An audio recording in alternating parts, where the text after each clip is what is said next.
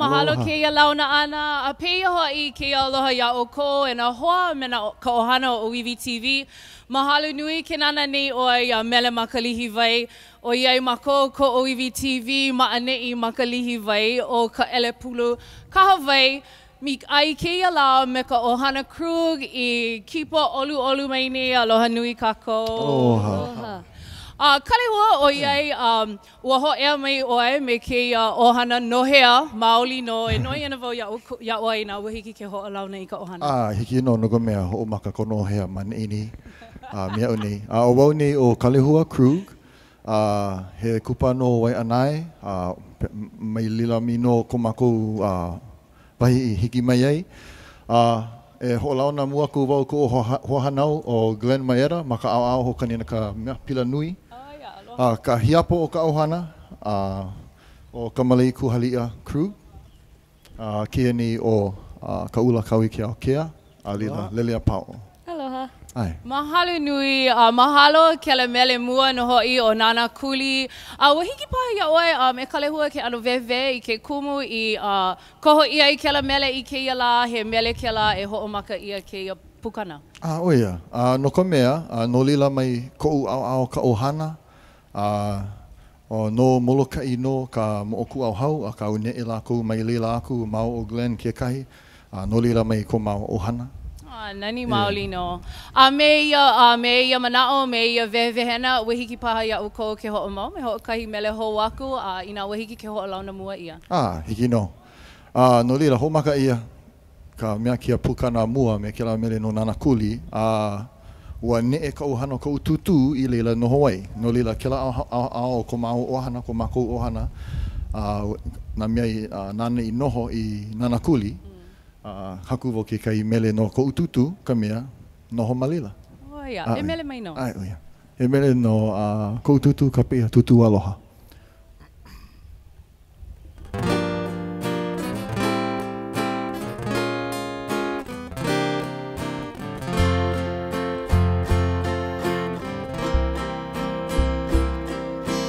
I kana ni ulu vehi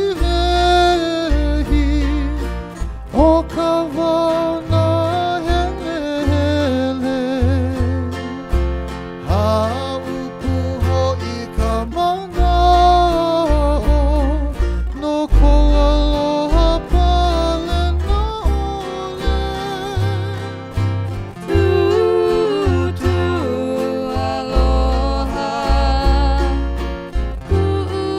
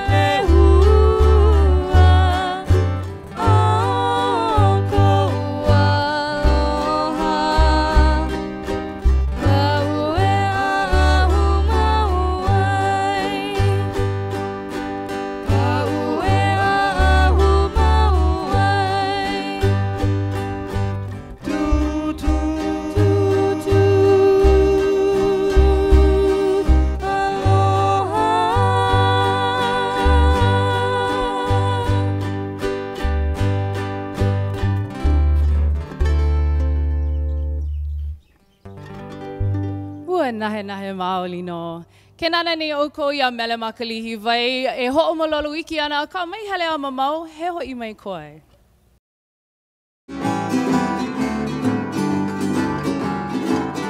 Aloha mai e nā mamua haloa mai ke kahi au ai ke kahi au ako ke ia pai aina. E ia mako na hoa o ka leo Oiwi. E launa mai noi ke ia haule lau ma Oiwi TV nei. What did she just say? Stick around, you'll find out. Pumbaile. Kaleo Oiwi, a new Hawaiian language learning series now on Oiwi TV, digital channel 326 and online at oiwi.tv.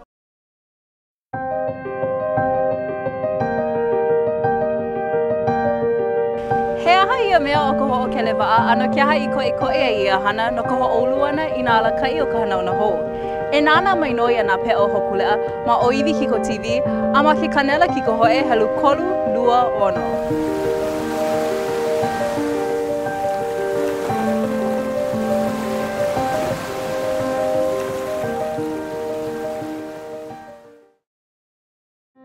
He a'ali'i kumakani no, a ohe mea nana e kula'i. O iei, na ke kumu I waele mua I ke ala, ma hope la koe o wamoai. Ua lawa na po ohiwi, ua oa ai lolo, a kaua ela I ka hano haweo. E nana mai no ia a'ali'i kumakani continuing the legacy ma Oiwi TV, ke kanela Kiko Ho'e helu kolulua ono a me Oiwi Kiko TV.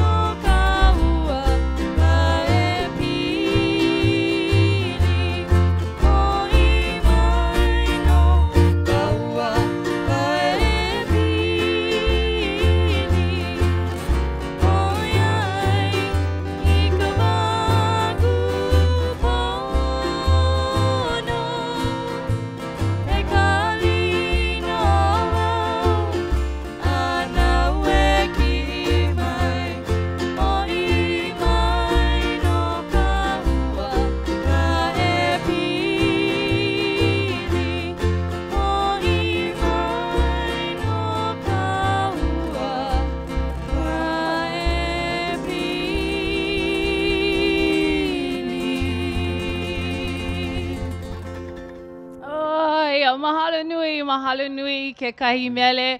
Kalehua e vewe mai no ia mele ke kahi? He mele no ko mau wa kamali no ko mea pili na mele a pau mako I koho ai I ko mako ohana, ko mako wa kamali ke ia ke kahi o nā mele himeni I e tina ka apana. Mako ko imi ana. Oli e he mele lohe pine pine ia no lila ko ua o ana I nā keiki no ko mea o ia ke ano ka hoola ana ki ano mele. He mele haupu ia ma ko uwa hia moe ma ko tutu hali no ko mea puna hele oia ia tina ka apana me ka hui ohana. Nani loa, hiki ke lohe ia kela ano o ke mele. Ka wā ho'omalie, ho'ohia moai, kela ano mahalo nui. A oiei, e like me kao vehe oi no ka no nui ana I ka ohana ma keia mau mele a o kou I ko hoi. Noi ana vau ia o kou e na opio no hoi. Ina wahiki pā ke ho'olauna hou ano ho'opuka mana o mai no ka makahiki, ka papa ma ke kula, ma hea o kou e hele kula nei, ke kahi o ka o kou ma ohana, puna hele, kela ano, ho'olauna mai.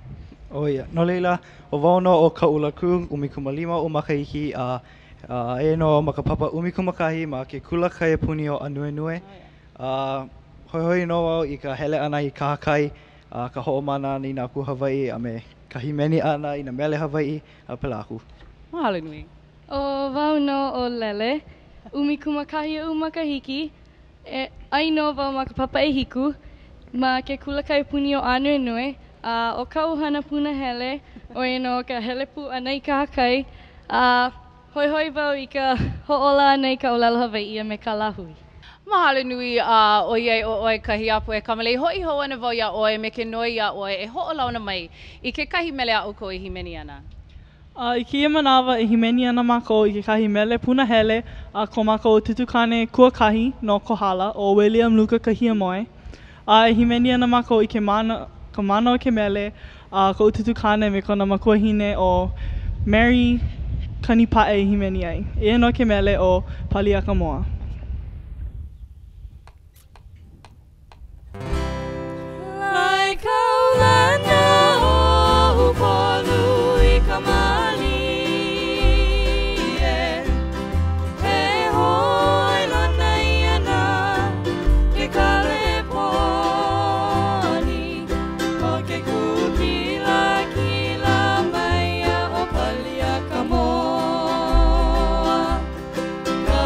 Away.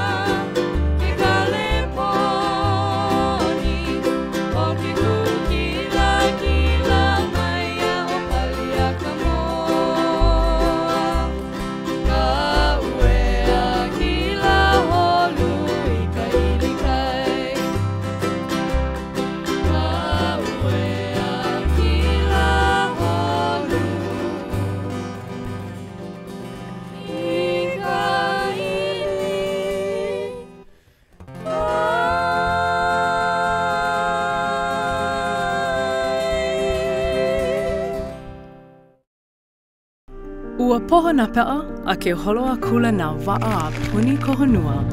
E pai aku ana ina aina like ole, e launa aku ai me na kanaka like ole. No ka imi au kahi ana aku, I ala e malama like ai kako I ke honua e aloha nui ia. I also love the way they take us, those people from Hawaii. E kau pū mai ma ke o holo kupaia naha ana aku no, ma hoku lea ki ko se o mu. A ohe ulu e loa ai ka pō kole o ka lou. Mole ka pukalana kila I ka ho'o ulu kupono ia. A ua ho'o maka ko ako leo ho'o maka ko ia maka punana leo no. He Hawaii au, imi au I ka na au au. Kololei ke la.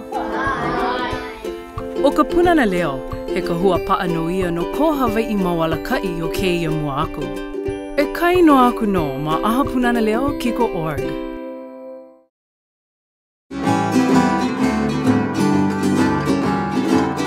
Aloha mai e nā mamua haloa mai ke kahi au au ai ke kahi au au aku o ke ia whai aina. E ia mako na hoa o ka leo Oiwi. E launa mai no I ke ia haule lau ma Oiwi TV nei. What did she just say? Stick around, you'll find out. Pumbaile. Kaleo Oiwi, a new Hawaiian language learning series now on Oiwi TV, digital channel 326 and online at oiwi.tv.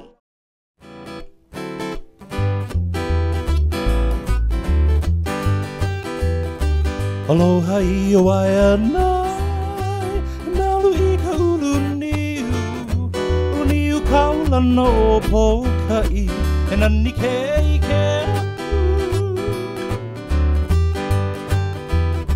Aloha I o ai nai, nalu I ka ulu niu kaula no pokai, e nani ke aku.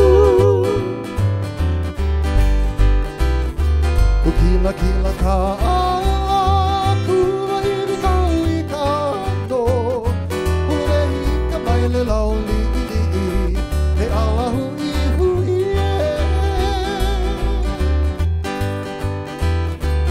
Kila kila ka aku wahiri kau I ka no Urehi ka maile lauli He ala hui hui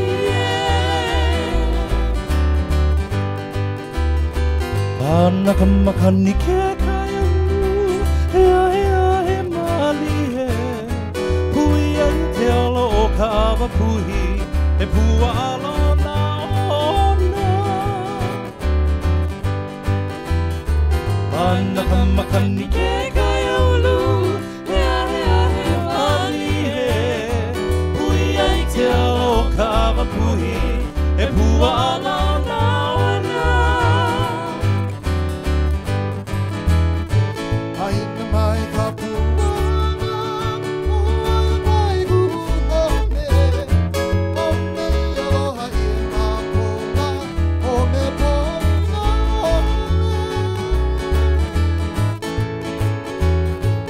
Aina mai ka puana, oi mai hu me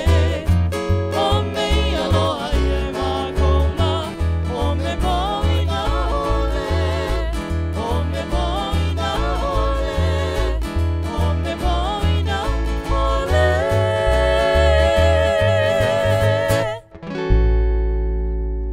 Mahalo ka ula. No leila, mahalo ia Oiwi TV no ke kono mea olu ana mai a mākou ohana. Ka hou manao nui ana mai ko mākou himeni ana ke ia mea aiahi nei, awina la nei. E ho pau ana mākou ke ia himeni ana o mākou. Maka himeni ana ke ia mele no ka la hui. E lua mele, ho kahi he meli haku ia e hina lei moana. Wang, kapa ia o kuha aheo. O ia he mele haku ia no ka wā I paionui ai ka poe Hawaii maluna o Mauna Kea. Ea pū aku no ke mele o he Hawaii au. E ho maupopo mau mai kākou e ka poe o ke anaina honua kiwi he Hawaii malino kākou.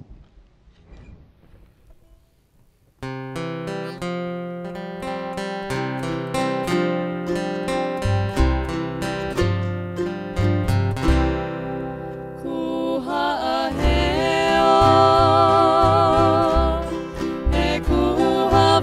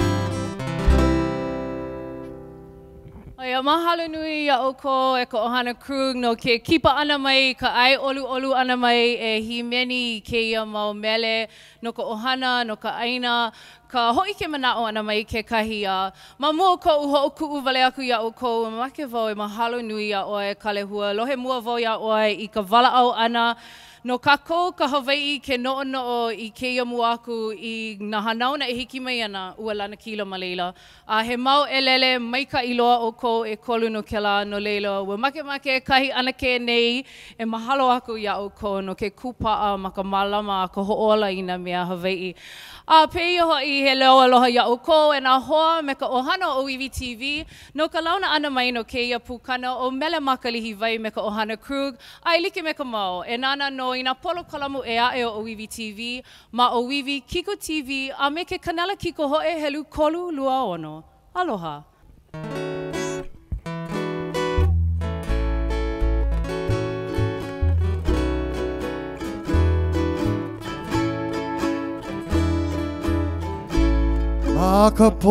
Makapoli hono e ho'ona nea he ake